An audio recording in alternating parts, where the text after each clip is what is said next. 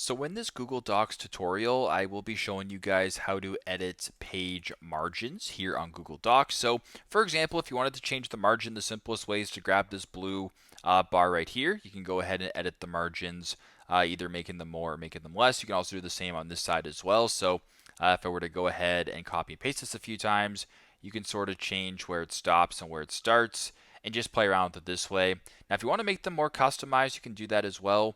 Go to the top left, press on the search bar right here, go to where it says page setup. Then under pages right here, you can go ahead to where it says margins and inches, and you can go ahead and play around with it this way. So if you want to change it to 3, 3, whatever, press OK.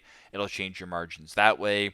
If you want to go ahead and change them back, you can go ahead and press set as default and just kind of go from there and ultimately figure it out. So if I were to go ahead here, 1, 1, press OK, then you can edit the margins that way. So pretty simple, pretty straightforward. That's how you guys can edit the page margins here on Google Docs. Thanks again for watching. Hope this helps.